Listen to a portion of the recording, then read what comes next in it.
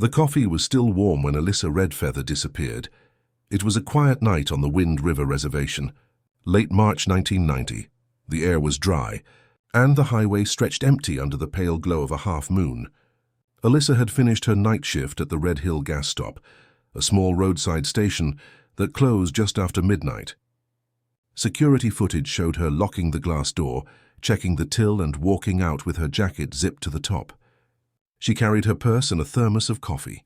At 12:27 a.m., a state trooper passed her car driving east along Route 26. Everything looked ordinary then, a small blue sedan moving steadily toward Riverton. 30 minutes later, that same trooper found the same car idling by the roadside, headlights still on. The driver's door was closed. The keys were in the ignition. Inside, the radio played faintly through static. The thermos sat in the holder, steam still rising from the lid. There was no sign of Alyssa. When the trooper looked around with his flashlight, he found her purse on the passenger seat, untouched. Her wallet, ID, and cash were inside. The driver's seat was pushed slightly forward, as if she had just stepped out. A faint set of footprints led from the car toward the gravel shoulder, but stopped abruptly a few feet away. The ground around them was undisturbed.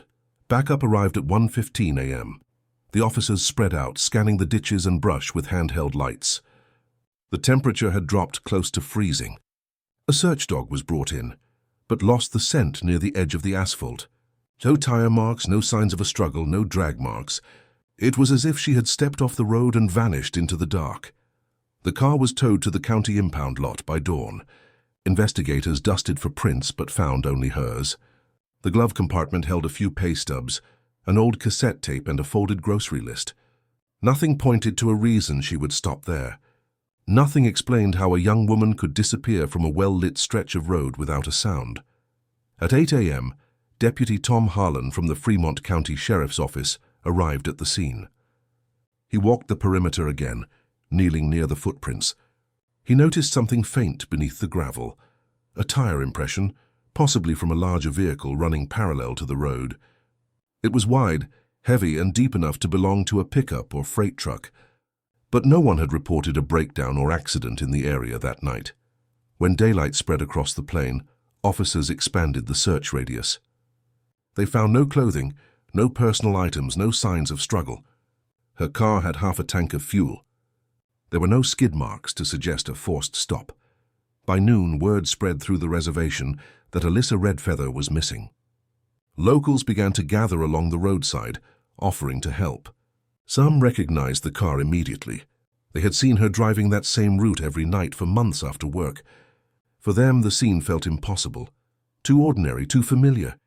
Detectives questioned truckers who had passed through the area that night. A driver recalled seeing a blue sedan on the shoulder with its lights flashing, but he assumed it was mechanical trouble. Another thought he saw someone standing near the car, but he could not describe who. The accounts were inconsistent, blurred by distance and darkness. That evening, investigators brought in a tracking team. They searched both sides of the road until nightfall. The only discovery was a single glove, lying several yards from where the footprints ended. It matched the kind Alyssa was known to wear at work. Forensics collected it carefully, sealing it in a paper bag. By the second night, the search widened to include nearby woods, riverbanks, and empty cabins. Dozens of volunteers joined, carrying flashlights and walking in lines through the open fields. Helicopters scanned the area with thermal imaging, but no heat signatures appeared. Nothing connected the dots between her car and her disappearance. Detective Mark Hensley, the lead investigator, stood by the idling patrol vehicle, reviewing the notes. The timeline made little sense. She had left work at midnight. She should have reached home by 12:40. Instead, at 12:30, her car was running empty on the side of the road. There were no phone calls, no breakdowns, no witnesses. As night fell again, officers began to realize what they were dealing with. This was not a case of a runaway, a breakdown, or a spontaneous disappearance. Someone had stopped that car. Someone had taken Alyssa Redfeather in less than the time it took her coffee to cool. When the last searchlight turned off and the crowd dispersed, the highway returned to silence. The wind moved through the grass, carrying the faint hum of passing trucks. The scene looked normal again, just another Wyoming road. But investigators would remember that night for decades because nothing about it felt ordinary, and as they reviewed the empty prints and the still warm coffee, they knew this case would not be simple. Before the night she vanished, Alyssa Redfeather lived a quiet and steady life on the Wind River Reservation. She was 23 years old, the eldest of 3 siblings and known for her calm strength. Her days followed a pattern that rarely changed. Early mornings at the tribal school where she worked part-time as a teaching assistant, evenings at the Red Hill gas stop, and late nights driving home along the same stretch of Route 26, Alyssa had grown up in a small house on the edge of the reservation, surrounded by sagebrush and open fields. After her father's death in a ranch accident when she was 16, she became the main support for her mother and younger brothers. People described her as responsible, reserved, and kind. She never missed work, never complained, and was careful with every dollar she earned. Those who knew her said she carried herself with quiet determination. She had recently saved enough to enroll in community college the following fall. She wanted to study education, hoping one day to return as a full-time teacher for the tribal school. That dream became her routine. Long hours, little rest, and constant planning. Her friends remembered that week as ordinary. She had spent Sunday evening grading student papers and left early for her shift Monday night. She called home around 11 p.m. to tell her mother she would be back soon and to check if her brothers were asleep. Her voice had sounded normal, steady, just tired from work. It was the last time anyone heard from her. Investigators pieced together small fragments of her final days. A co-worker recalled a man with a pickup truck who stopped by the station late at night asking for directions. Alyssa had helped him find his way on a map taped to the counter. Another customer remembered her smiling while counting change, polite but distant. She was the kind of person people noticed for her calmness, not her words. The next morning, her mother, Nora, woke up to find her daughter's bed empty. When she called the gas station, they told her Alyssa had left on time. By noon, officers were at the door asking for a recent photograph. Nora handed them a framed picture of Alyssa from her high school graduation, long dark hair, serious expression, wearing a white shirt under the gown. It became the image that filled missing posters across the reservation. The investigation into her life revealed no secrets, no sudden changes, and no reason for her to disappear willingly. She had no history of running away, no romantic disputes, no involvement in trouble. Every person interviewed described her as careful, cautious, and protective of her family. Detective Hensley later said that this was what made the case so difficult. There was nothing about Alyssa's life that suggested risk. She was stable, trusted, and known by almost everyone in her small community. But sometimes, as the detective noted in his report, ordinary lives end in extraordinary silence, and in Alyssa's case, that silence had begun the moment her car stopped on Route 26, a silence that would soon deepen as investigators uncovered the last traces of her final night.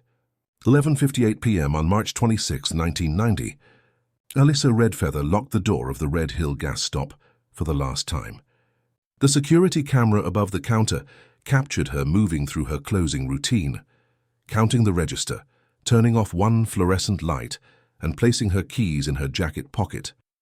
Outside, the night was still, the air crisp and the sky clear enough to see the distant ridgelines. She walked to her small blue sedan parked under a flickering streetlight. The lot was empty, except for a pickup truck idling near the far pump. Its driver sat with the headlights off, engine running. Alyssa barely glanced in that direction. She started her car, adjusted the mirror, and drove off toward the eastbound lane of Route 26. Minutes later, the same truck pulled out from the lot and followed her taillights into the dark. The drive from the station to her home should have taken 15 minutes. She knew the road well, a straight, open stretch bordered by thin woods and frozen fields. According to the clock on her car radio, she made it about halfway before something caused her to stop. The trooper who later discovered the car estimated it had been running for less than 20 minutes when he found it. When investigators reviewed the gas station tape, they paused at the moment the truck appeared. It was a dark blue pickup, older model, missing a front hubcap. The driver wore a baseball cap pulled low. The license plate was partially obscured by dirt. The video quality made it impossible to read. Still, the timestamp aligned with Alyssa's departure. That detail became the first clue, and the last clear image of the Person who may have taken her detective. Mark Hensley arrived at the impound lot the following morning. He walked around the car slowly, recording each angle. There was no sign of forced entry. The driver's seat was forward, as if she had just stepped out. The coffee in the holder was half full and still faintly warm. Her purse sat neatly on the seat beside her. Zipper closed. Inside the glove compartment, he found 2 pay stubs, an unopened pack of gum, and a folded receipt from the gas station, time-stamped 12:04 a.m. That meant she had bought one final item before leaving, a coffee refill. Out on Route 26, investigators combed the roadside in daylight. The first noticeable mark was a set of deep tire impressions running parallel to the highway, veering slightly toward the gravel shoulder. They did not match Alyssa's car. The spacing suggested a larger vehicle, likely a truck. A few feet away, they found a small tear in the grass. Something had pressed down hard enough to flatten it, but not long enough to leave lasting damage.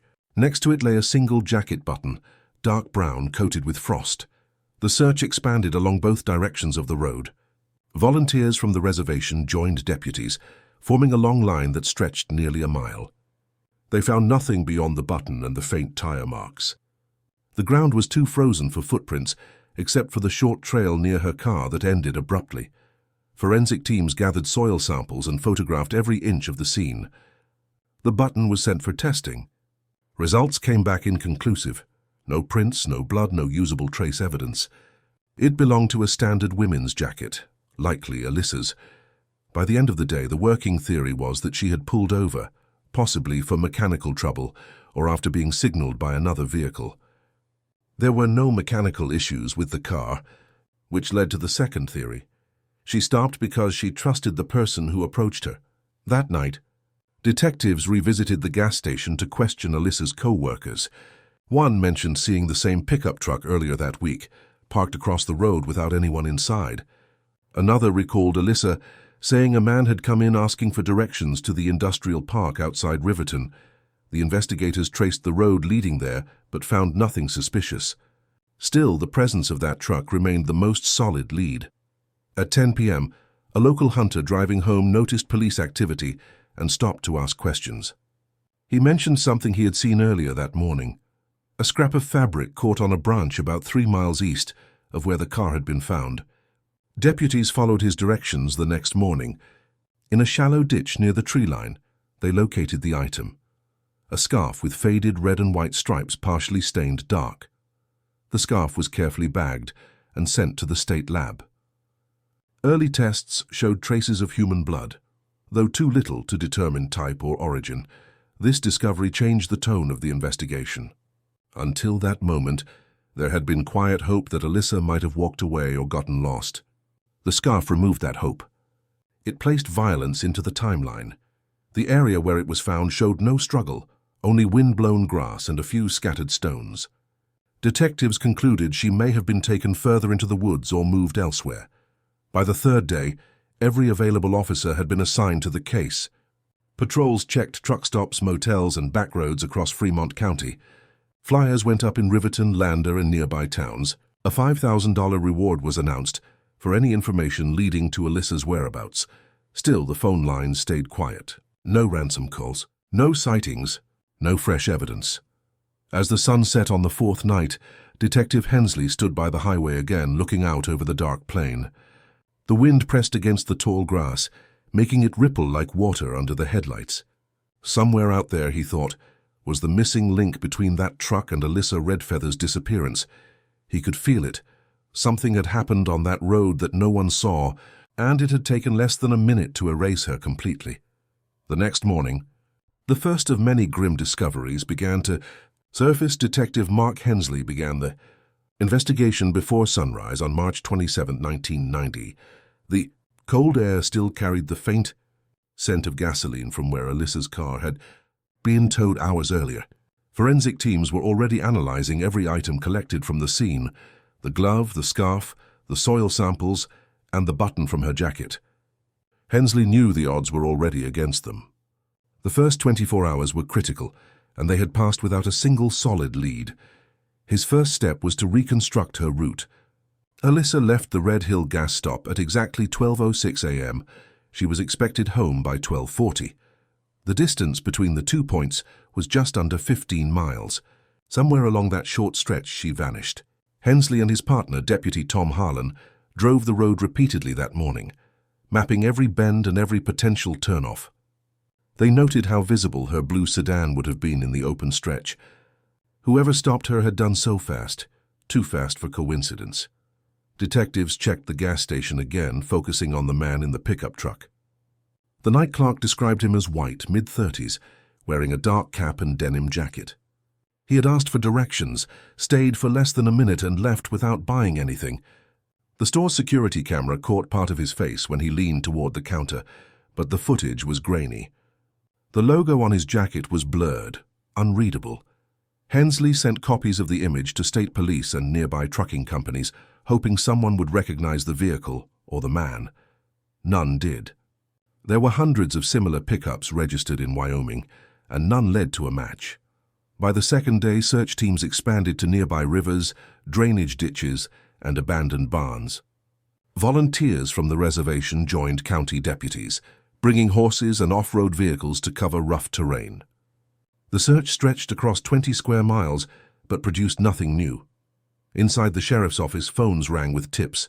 Some callers claimed to have seen the truck earlier that week parked along the highway. Others mentioned strange noises near the river at night. Each lead was logged and checked, but none connected directly to Alyssa's disappearance. As the investigation deepened, federal involvement became necessary. Because the case took place on tribal land and involved a native victim, jurisdiction was shared between the Fremont County Sheriff's Office, the Wind River Police, and the FBI. This overlap slowed communication and delayed procedures. Files had to be approved by multiple agencies, and interviews often overlapped. Still, Hensley refused to let the case slip. He coordinated interviews with Alyssa's co-workers, friends, and family. None of them reported conflicts or unusual behavior. She had no enemies, no relationships that raised suspicion, and no reason to leave voluntarily. Every personal belonging was still in her car: keys, wallet, and purse. On March 29th, a forensic team confirmed that the blood found on the scarf was human, but it was too degraded for typing. The sample was stored for future testing, though in 1990, DNA profiling was still in its early stages. The lead offered little progress. By early April, Hensley began checking vehicle records for every dark blue pickup in the county. The process was slow. Most belonged to farmers or delivery workers. One by one, they were ruled out. Then a possible match surfaced. A truck fitting the description had been reported stolen from a rest stop near Lander 2 days before Alyssa disappeared. The vehicle was found abandoned in a rural field just outside Casper. Its license plate had been removed. The interior was stripped, the seats torn. A mechanic from the local yard confirmed it was a 1981 Ford F-150. Same color and tire pattern as the tracks found near Route 26. Forensics dusted for prints and lifted 2 partial impressions, neither clear enough to identify. The stolen truck became the strongest link, but it also marked the first dead end. Whoever had taken it left no trace, no registration, no witnesses. The case file grew thicker, filled with reports that went nowhere. By the end of the first month, hope was thinning. Officers still patrolled the highway at night, flashing lights into fields waiting for something to appear. Flyers bearing Alyssa's photo covered store windows and telephone poles across Wyoming. Each week, fewer volunteers showed up for searches. Detective Hensley stood in his office one evening, staring at the map pinned to his wall. Red markers dotted every place they had searched. The highway cut through them like a scar. Somewhere along that line, he believed, was the answer. But every time they thought they had found a lead, it dissolved into silence. On the 15th day, the FBI's regional supervisor called the investigation inconclusive. The official file would remain open, but no new steps were planned. That night, Hensley wrote his final report for the week and underlined one sentence twice. The truck is the key. He did not know then how right he was, or how long it would take for that key to unlock the truth. 2 months had passed since Alyssa Crow vanished, and the case had all but stalled.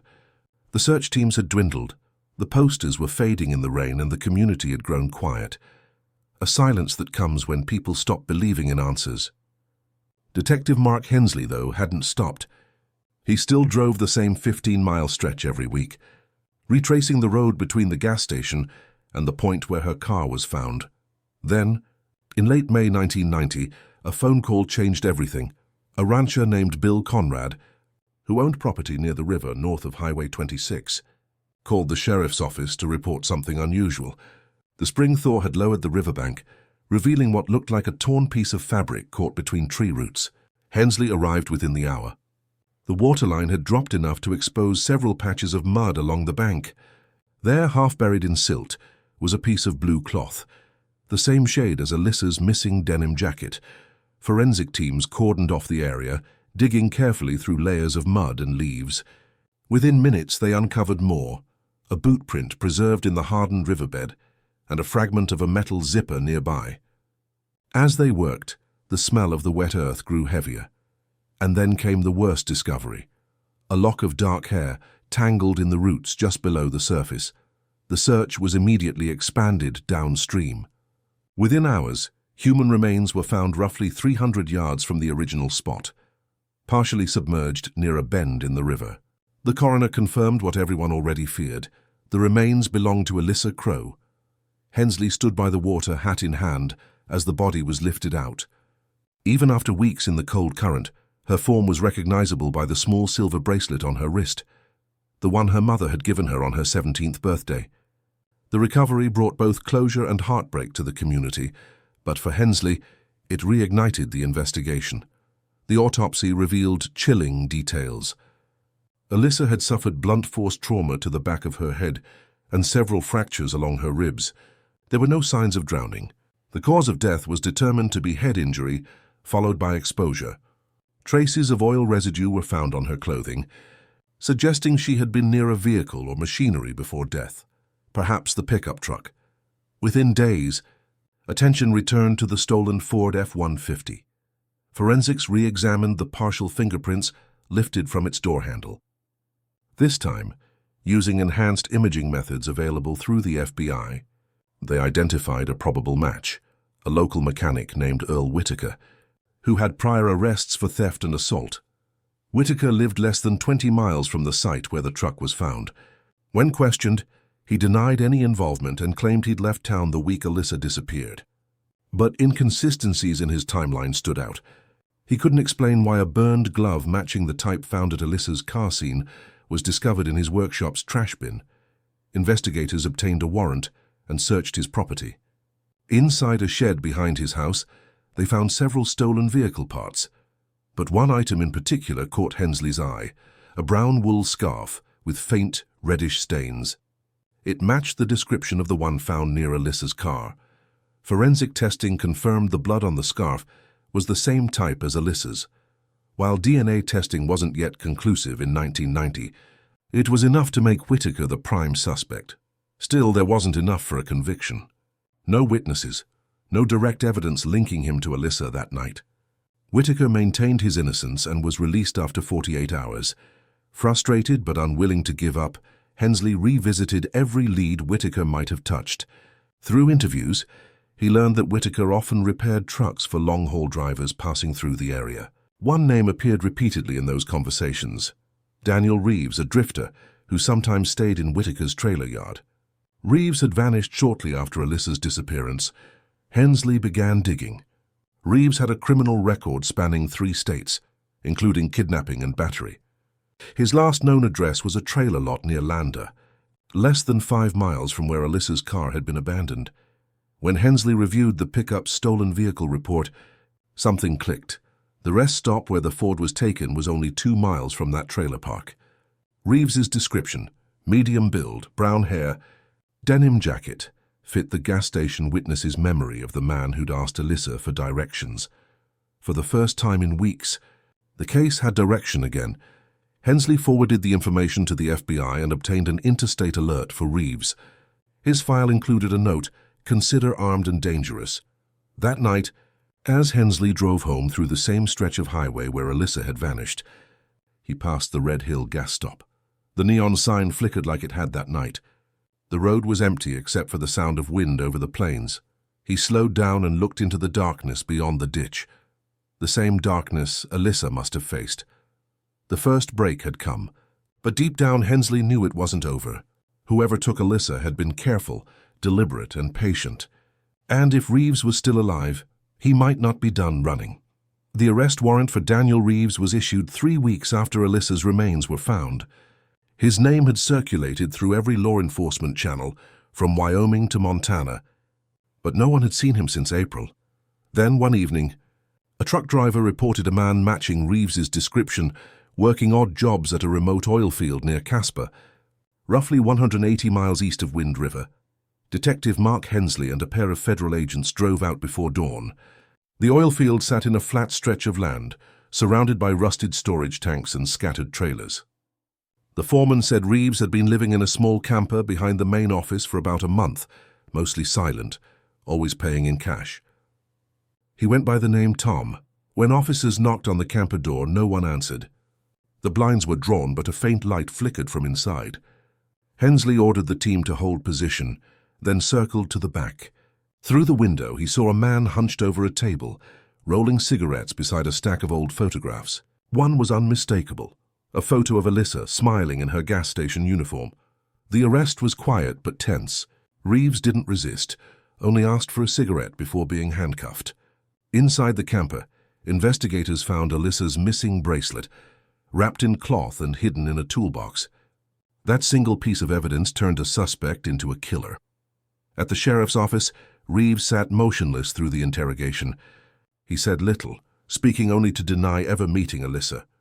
But when shown the bracelet, he stared at it for several seconds before turning away. Hensley noted how his hands trembled slightly, the first visible crack in an otherwise flat expression. Forensic analysts processed the camper overnight. They lifted fingerprints matching Reeves on the bracelet's clasp and on one of the coffee cups found inside. More chillingly, soil samples taken from his boots matched sediment from the Wind River bank where Alyssa's body had been recovered. By morning, Hensley finally had enough to charge him, but Reeves wasn't finished talking. During the second interview, he claimed the bracelet had been given to him, insisting someone else had killed Alyssa. He refused to name who. Instead, he spoke about the road, about picking up strangers who did not belong. His words were fragmented, his tone eerily calm. Detectives dismissed much of it as manipulation, until they discovered a map folded in Reeves's glove compartment. It marked 3 red X's across rural Wyoming, each next to a handwritten note, Bridge Creek Fence Line. Hensley ordered immediate searches of all 3 sites.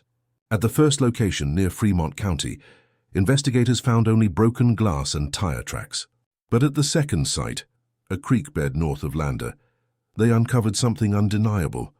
A rusted earring matching the style of Alyssa's pair, and a woman's shoe half buried in gravel. The discovery raised a darker question. Had Alyssa been his only victim?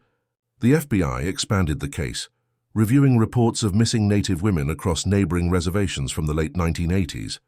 Several matched Reeves's travel routes. Each case had similar details: abandoned vehicles, signs of a struggle near isolated roads, and victims last seen alone after night shifts.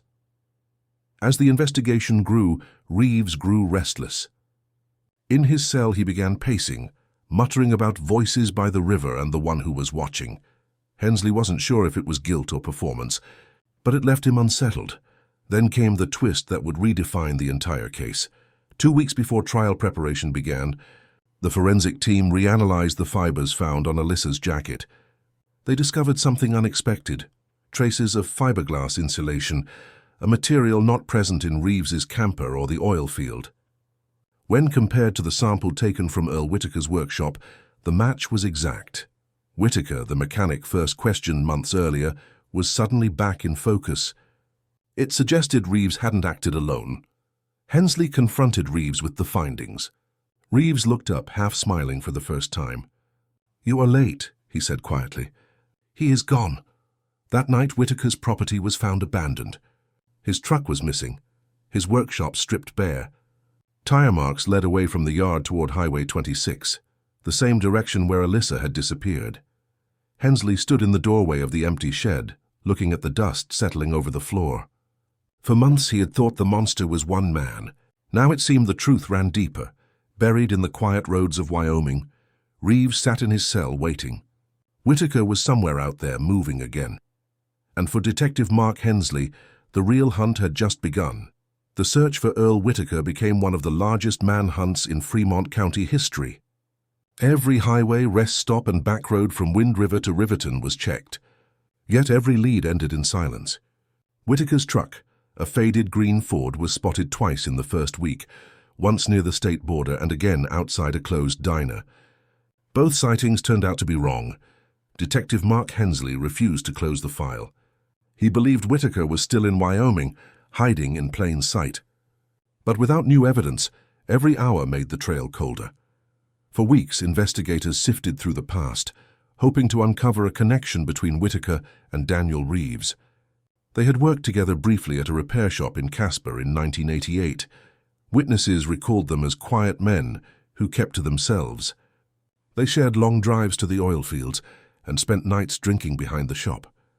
But after 1989, Whitaker quit, sold his tools and vanished from most records. The link was thin, too thin to charge him with anything. Prosecutors warned Hensley that without physical evidence, Reeves could still claim Whitaker was the real killer. The detective knew that if the case unraveled, Alyssa Redfeather's murder might remain legally unresolved. Then came another break that led nowhere. A hunter reported finding a burned-out vehicle in the Bighorn foothills, matching Whitaker's model. For 2 days, search teams combed the woods, finding only ash, twisted metal, and a melted license plate that was unreadable. Forensics could not confirm if it was Whitaker's truck. Each false lead drained the investigation's momentum. Reporters began to question whether police had arrested the wrong man. Families of other missing Native women reached out, desperate for answers. The emotional weight of the case grew heavier, pressing on everyone involved. Hensley started spending nights in his office, studying the case files again and again. He pinned a map of Wyoming to the wall, marking every known movement of Reeves and Whitaker with red thread. The lines crossed near one area, the old quarry road 15 miles south of Riverton. That same road had appeared once before in Reeves's travel logs. It was isolated, rarely used, and lined with abandoned mining equipment. A search team was sent in, moving slowly through the overgrown trails. They found nothing that tied directly to Alyssa, but buried beneath a layer of loose gravel, they uncovered fragments of cloth and shoe leather, weathered almost beyond recognition. Forensics later confirmed the material predated Alyssa's disappearance by several years. Still, it was enough to suggest something, that Whitaker and Reeves had used the same territory long before 1990.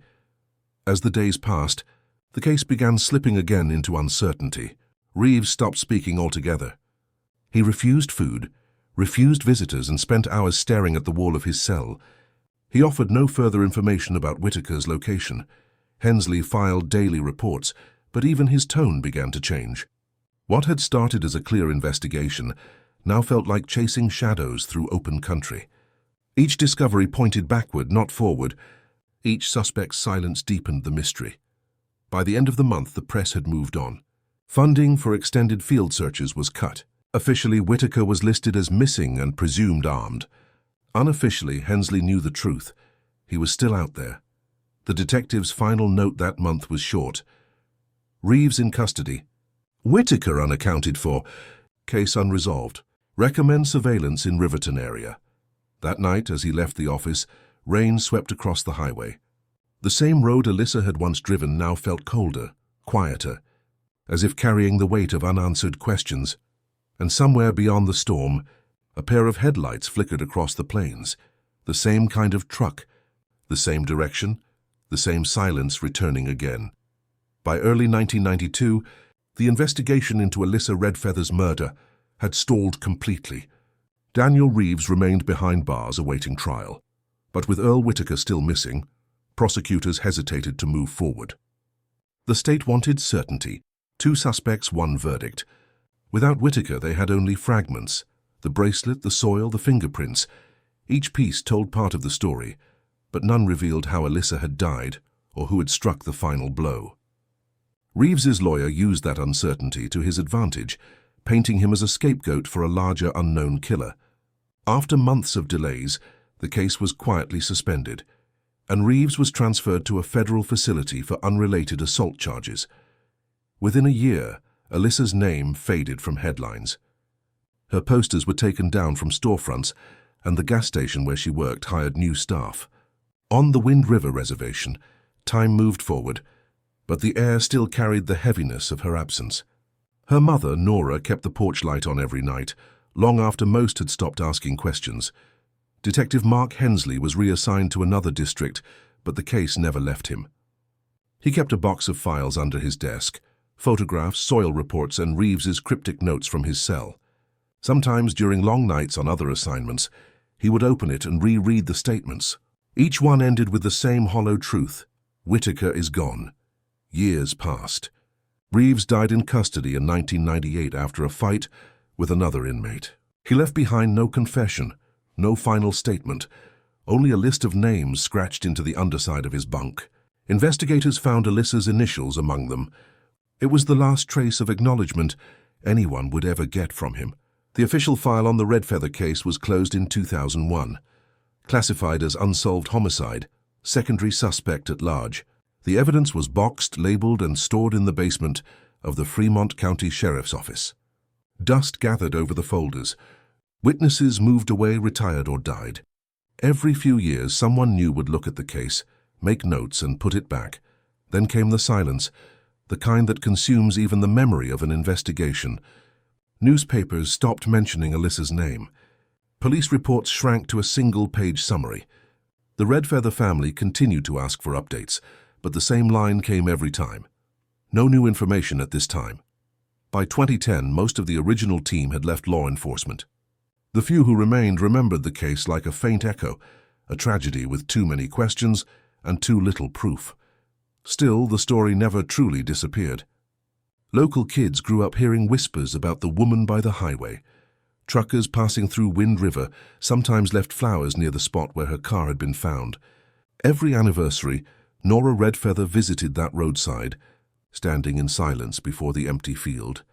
And beneath that silence, something waited. Evidence buried in time, technology that had not yet caught up. And one man who had never been found. Detective Hensley, now retired, still kept Alyssa's photograph on his desk at home. He believed that someday the truth would resurface. Maybe through a DNA match, maybe through a confession, or maybe by accident. He just did not expect it would happen more than 30 years later, through a piece of evidence no one had noticed before. A single hair sealed in an envelope, stored in the wrong box. It was that tiny fragment that would reopen everything the following year, and finally lead the case out of the dark. In 2021, a young forensic analyst named Tessa Morell joined the Fremont County Sheriff's Office as part of a statewide initiative to review unresolved cold cases. Most of the files were old, faded, and fragile. Tessa's task was to recatalog every piece of evidence that could still be tested using modern technology. On her third week, she opened a box labeled Redfeather Alyssa, 1990. Inside were dozens of sealed bags, soil samples, clothing fragments, and photographs bleached from time. But near the bottom, misfiled between unrelated case folders, she found a small paper envelope. It had no barcode, no catalog number, only the faded initials AR written in blue ink. Inside was a single strand of hair, carefully taped to a strip of paper. The chain of custody log listed it as questioned evidence found near vehicle, but no record showed it had ever been analyzed. Back in 1990, DNA testing was in its infancy. The evidence had simply been logged and forgotten. Tessa sent the hair to the Wyoming State Crime Lab for mitochondrial DNA sequencing, a method far more advanced than what had been available decades earlier. It took 4 weeks to process, but when the results came back, the match stunned everyone in the department. The DNA belonged to Earl Whitaker. After 31 years, the missing mechanic who had vanished without a trace was suddenly tied directly to Alyssa Redfeather's car. The same man Reeves had cryptically blamed before his death. The finding reignited the investigation overnight. Detectives reopened the Redfeather case, bringing in both tribal police and the FBI's cold case task force. The original evidence was unpacked, retested, and rephotographed. Every detail, from the soil on Alyssa's boots to the fibers from Reeves's camper, was examined again under digital microscopes. Tessa's discovery did more than confirm Whitaker's involvement. It revealed that multiple forensic items had been mislabeled or stored in the wrong section of the archive. A partial fingerprint, found on the car's driver's side door, once deemed unusable, was now digitally enhanced and matched the same individual. The evidence was clear. Whitaker had been at Alyssa's car the night she disappeared.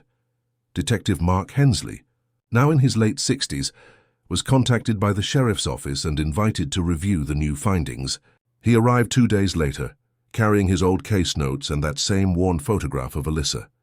Seeing her name again in an active file after 3 decades brought back every unanswered question he had lived with since 1990. He read through Tessa's report silently, his expression tightening with each page. When he reached the DNA confirmation, he closed the folder and said only one thing.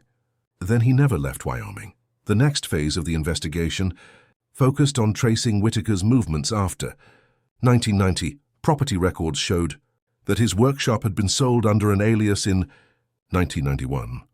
The buyer, listed as Thomas Reed, matched Whitaker's age and description. That same alias appeared years later on an employment record in Carbon County. Tied to a logging company, using those leads, agents tracked Whitaker's likely route, from Riverton to Rawlins, then west toward the Idaho border. In 1996, a man with his description had been treated at a rural clinic under yet another name after a hand injury.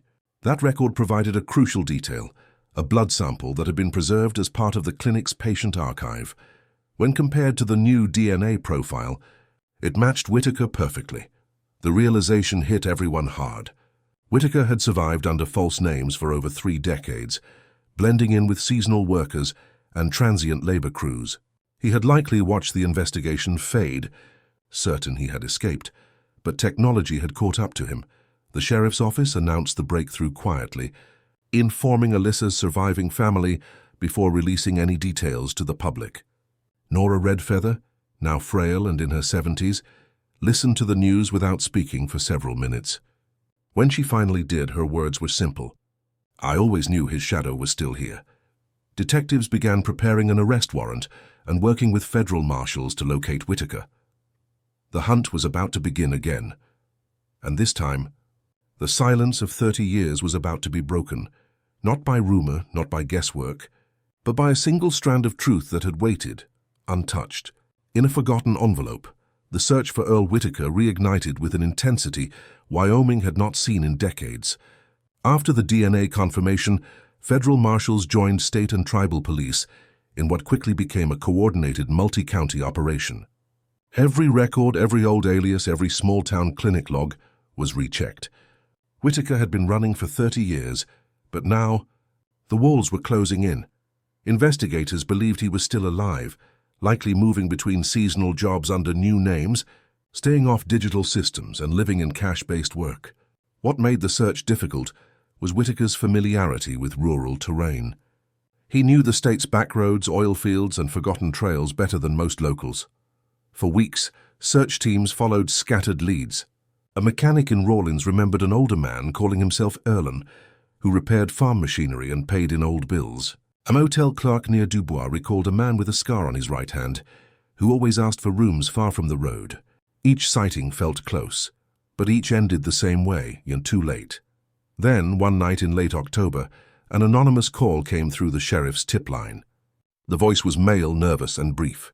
"He is here," the caller said, "living in a trailer outside Crowheart. Calls himself Mr. Wills." By dawn, law enforcement vehicles moved quietly down the gravel road that led into the foothills. Aerial drones circled above as marshals spread across the perimeter. The small trailer sat alone near a cluster of pine trees, its windows dark. A faint column of smoke rose from a metal chimney. Detective Mark Hensley, who had insisted on being part of the operation despite his retirement, stood beside the lead marshal. His voice was calm, but his eyes stayed fixed on the door. "If he runs," he said, "he will take the back path down to the creek. That is what he used before." At 6:14 a.m. they made entry. Inside, the air smelled of oil and dust. The trailer was filled with tools, maps, and boxes of old radio parts. On the table sat a single coffee cup, half full, had still warm, and near it a folded newspaper with a headline that read, "DNA links cold case killer to Wind River murder." Whitaker had been reading about himself. The back door was open. Officers sprinted toward the trees, flashlights cutting through the early light. For nearly half an hour they searched the ravine until one of the deputies called out, "Footprints in the mud leading toward the creek." The chase ended near the riverbank. Whitaker was found crouched behind an old fallen log, clutching a small hunting knife. He looked older than anyone expected, white hair, lined face, eyes sunken but steady. When ordered to drop the weapon, he did so slowly, his voice rasping from disuse. "I knew you would come," he said quietly. He was arrested without resistance.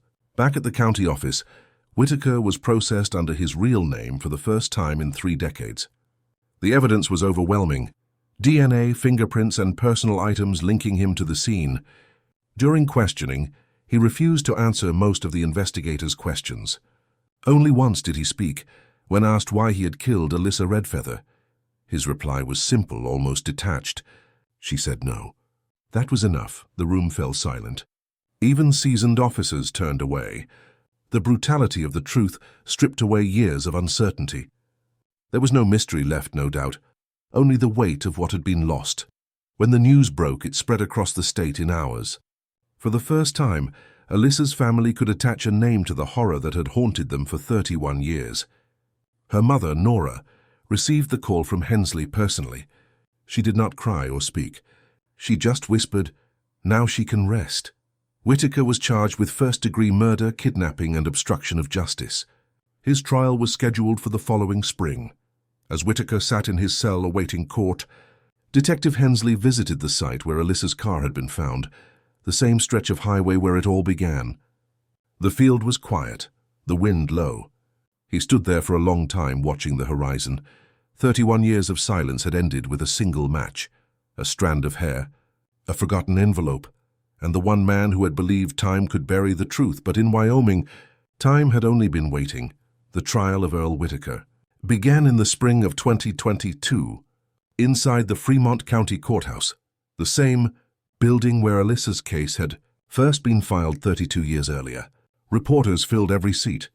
Members of the Wind River community lined the hallways, silent, holding photographs of missing women. For many, this trial was not only about Alyssa Redfeather, it was about justice that had waited too long to arrive. Whitaker entered the courtroom in a gray jumpsuit, wrists cuffed, head lowered.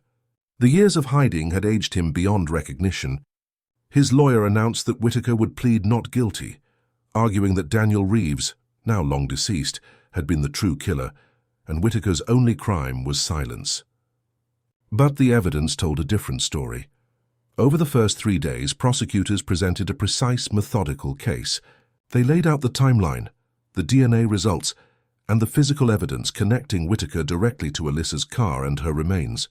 The recovered bracelet, the soil traces, and the single strand of hair all tied together in a web too strong to deny.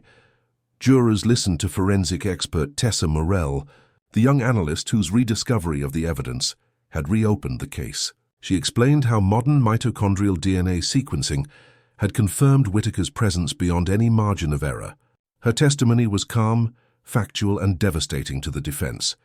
Then came Detective Mark Hensley, now white-haired, his voice steady but edged with memory. He described the original investigation, the night Alyssa vanished, the empty car, the footprints that ended at the roadside. When asked what he remembered most, he said, "The coffee in her cup was still warm. It felt like the world had stopped, just waiting for us to find her." The courtroom was silent. The defense tried to shift focus toward Reeves, suggesting that Whitaker had been coerced or framed.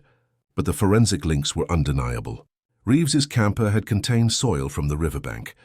But Whitaker's DNA was found at the car itself, a location Reeves never reached according to witness accounts. On the 6th day, prosecutors presented Whitaker's personal journal recovered from his trailer. Inside were sketches of backroads and isolated spots across Wyoming. One page was marked with a single phrase, "The girl who would not listen." That phrase matched a line Whitaker had muttered during his first interrogation. It was enough to remove any doubt.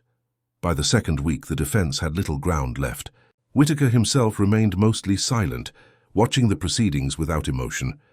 But something shifted on the 9th day, when Nora Redfeather, frail but resolute, took the stand.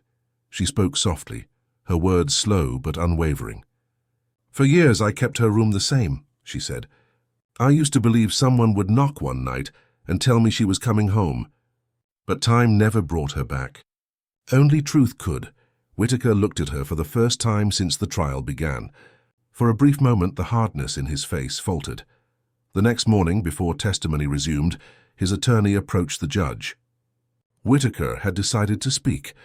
He confessed to taking Alyssa the night of her disappearance. He said he had offered her a ride when her car stalled, a lie meant to earn her trust. He admitted to driving her toward the quarry road and killing her after she resisted. He buried her near the river and fled the state days later with Reeves's help. His words were quiet, almost mechanical, as though rehearsed. He showed no visible remorse. But the courtroom felt the weight of what had finally been said aloud, the truth buried for 3 decades. After his statement, there was no need for deliberation. The jury found him guilty on all counts within hours. The judge sentenced him to life imprisonment without parole. As officers led Whitaker away, Nora sat still, eyes closed. Outside the courthouse, wind swept across the street, carrying the sound of distant thunder. Detective Hensley stood near the steps, hands in his coat pockets. He did not feel triumph, only a quiet sense of ending. Justice had come, but too late for the life it was meant to protect. And as the doors closed behind Whitaker, the echoes of that night in 1990 lingered, proof that time can hide the truth, but it can never erase it. The conviction of Earl Whitaker brought a strange stillness to the Wind River Reservation. For weeks after the trial, the community seemed caught between relief and sorrow.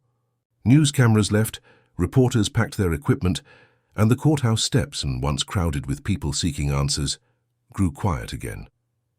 Yet beneath that silence, something had shifted. For the first time in 32 years, Alyssa Redfeather's name was no longer part of an open investigation. Her family could finally speak of her without the shadow of uncertainty. But closure did not feel the way they imagined. Justice had come. Yes, but it had arrived 3 decades too late. Alyssa's remains were laid to rest on a cold morning that March. The tribal drumbeat echoed across the valley as elders offered prayers for her spirit's journey. Members of nearby communities came to pay their respects. Many had lost daughters, sisters, or friends in similar disappearances that never saw the inside of a courtroom. The ceremony was more than a farewell. It was a reminder of how many still waited for their own answers. Detective Mark Hensley attended quietly, standing in the back near the line of police vehicles. He had retired years earlier, but the case had never left him. As he watched Nora and her family place flowers on Alyssa's grave, he realized this was not victory. It was the end of a wound that had taken half a lifetime to close. Later that week, Nora sat in her living room surrounded by photographs, not just of Alyssa, but of the young women who had vanished from Wind River before and after her. Some names were known. Others were just faces on missing posters that had long since faded. She spoke to a local journalist that evening, her voice steady but tired. "I want my daughter's story to remind people," she said. "Not every missing person gets found. Not every mother gets to bury her child. But we have to keep asking why." Her words would later be quoted in national papers. Lawmakers cited Alyssa's case when discussing reforms for missing and murdered Indigenous women. Grants were issued to improve coordination between tribal and state law enforcement. DNA evidence processing for cold cases was prioritized. In a quiet way, Alyssa's name began changing how justice worked for others. Meanwhile, the Wind River Police Department re-examined several unsolved disappearances from the late 1980s and early 1990s. Some bore unsettling similarities: remote roads, abandoned cars, no sign of struggle. Though no direct connection to Whitaker was proven, his confession prompted investigators to search other sites he had marked in his journals. At 2 of those locations, fragments of women's clothing were found, along with bone fragments too degraded for identification. Forensic teams began the slow process of analysis, reopening old case files, contacting families who had long since lost hope. Alyssa's case, once seen as a tragic mystery, became a key that unlocked a larger truth: that silence had allowed too many others to disappear unnoticed. Detective Hensley worked as a consultant for those follow-up cases. He no longer wore a badge, but he reviewed reports from his small office at home, surrounded by boxes labeled cold files. In one interview he said, you learn that justice is not a moment. It is a chain, every link connected to another. Break one and the rest fall apart. As months passed, life on the reservation slowly returned to its rhythm. The gas station where Alyssa had worked was rebuilt under new management. Her photograph still hung near the counter, framed, polished, never forgotten. Every year, on the anniversary of her disappearance, the community gathered there to light candles. They called it the Night of Return. A vigil not just for Alyssa, but for every name still unanswered. In prison, Earl Whitaker lived in near isolation. His health declined quickly, and he rarely spoke to anyone. When he died 2 years later, few took notice. The official statement listed natural causes. There was no funeral, no visitors. The man who had stolen so many futures left the world as quietly as he had lived in it. But the story he left behind did not fade. Documentaries, podcasts, and educational programs began retelling Alyssa's case, not as a tale of tragedy, but as a warning about the cost of neglect. In the final report filed on the Wind River murders, one line stood out: "Truth may sleep, but it never dies." And for those who had waited half their lives for answers, that truth was finally enough.